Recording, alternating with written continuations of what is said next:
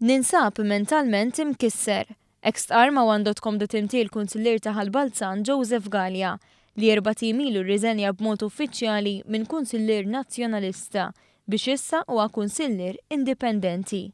Mentally imkisser ma nistax nieħu deċiżjoni tajbin, l-uniku deċiżjoni li ħadd li hija żgur hija ċerta l-Partit Nazzjonalista għalija huwa passat. Gallia ilu jaħdem fil-Partit Nazzjonalista 45 sena. Iżda dak li bida jesperjenza minn 4 snin ilu l-hawn ħallih imweġġa. Jgħidilna li l-antipatija lejh bdiet meta f'pajjiżna kien hawn ir-referendum dwar id-divorzju. Gallia kien jemmen bissieħ li f'Malta għandu jidħol id-divorzju. Iżda dan xejn ma niżel tajjeb ma' sħabu. Il-pandemonju bdejna. Minn hawnhekk bdew il-battibekki għax dak ħabib ma' Jeffrey, dak ma' Jeffrey, umur il-Gazin tal-Labor, dejjem il-Gazin tal-Labor. Minn hemmhekk dik kienet l-ewwel injezzjoni.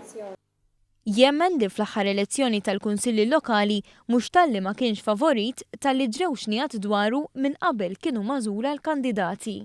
Kien hemm minn diġà beda jmexxi li xnija li jiena min issa noħroġ għall-elezzjoni minix ħanitħalla noħroġ mill-partit għax nikkritika u ngħid kontra dak u ngħid kontra l-ieħor.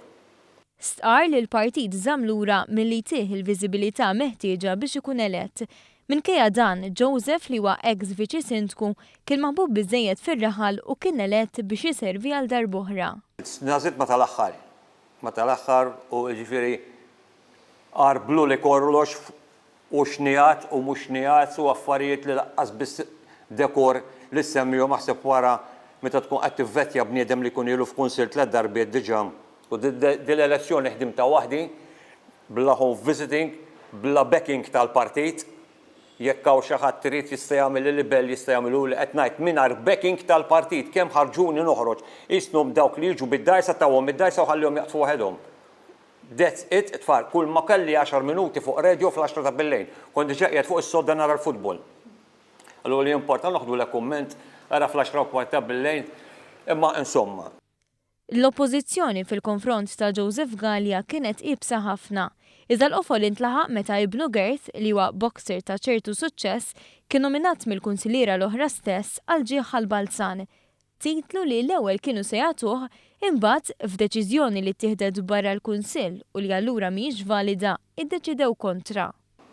Laqqas biss kienu jafu, tant ħadu deċiżjoni barra l-Kunsill, laqqas kienu jafu li biex twaqqa' deċiżjoni tal-Kunsill ta' għamel, trid tagħmel mozzjoni, jissekondawha u jagħmlu votazzjoni.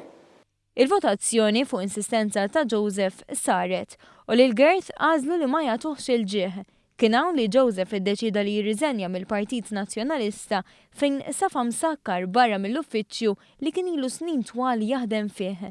Sansitra jgħid li ħadulu iċ-ċavetta. Il-viltà hija jiena batt is-sindku ħankompli eżatt, batt is-sindku qedlu jien. Qedlu wasalna sew. Qedlu li ma nidħolx l-uffiċċju, qedlu jekk minix ħanitħalla nieħu l-affarijiet tiegħi minn ġol uffiċċju issa stess ħanieħu passi legali. Wara nofsija batli għalli jistgħu jiftħulek l-uffiċċju u tieħu l-affarijiet. Sakemm fetħu l-uffiċċju xi ħadd ċempel il-waħda mill-iskrivani alla jidħol miegħu fl-uffiċċju. Jiena dak il-ħin stħajjeltni bniedem kriminal. Ħarġuh mill-ħabs biex għall-mura għall-kura l-isptar imma nettjat ma temminx ta' l-iskrivana ġalu l-iskrivana tidħol miegħu tal-uffiċċju biex nieħu l-affarijiet personali tiegħi. Joseph jgħid li għalkemm iħobb ikun ta' ġid fil-Kunsill jekk jitħajru joħorġu wliedu ma jieħux gost. Daqshekk qarsa l-esperjenza. Bil-fors.